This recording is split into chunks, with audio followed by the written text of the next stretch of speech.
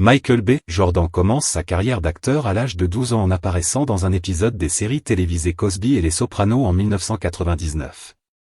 Mais ce n'est qu'en 2002 qu'il décroche le rôle qui change sa carrière, celui de Wallace, un jeune dealer assassiné par ses amis dans la première saison de la série multi-récompensée et plébiscitée par la critique, sur écoute, The Wire.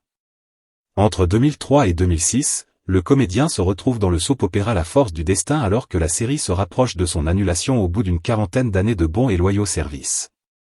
Entre 2006 et 2009, il enchaîne les apparitions dans quelques séries policières à raison d'un épisode. On compte notamment Les Experts, FBI, Portée disparue, Cold Case, Affaires classées ou encore Bones.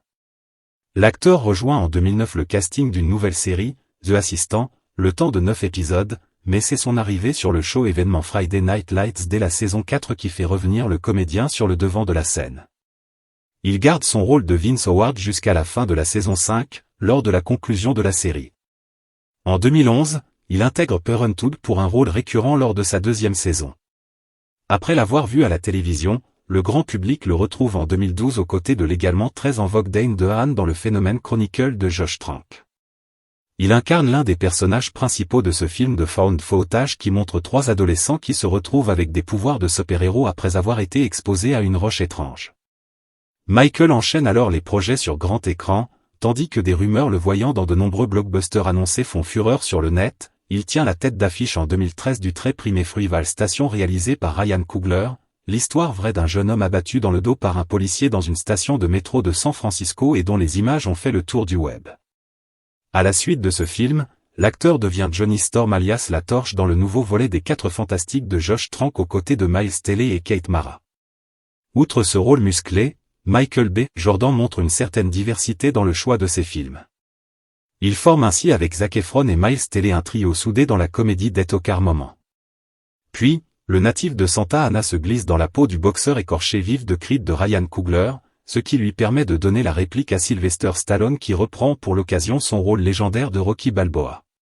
Succès commercial, le film bénéficie de 2 suites. Parallèlement, Michael campe le charismatique méchant de Black Panther face au regretté Chadwick Boseman.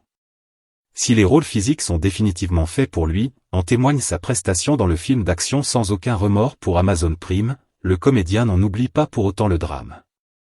Ainsi, dans La Voie de la Justice, sur lequel il officie aussi en tant que producteur, l'acteur incarne un jeune avocat cherchant à défendre un homme injustement condamné à mort, Jamie Foxx. Parallèlement, Michael B. Jordan est actif côté série, Love, Death et Robots, Comment élever un super-héros, etc.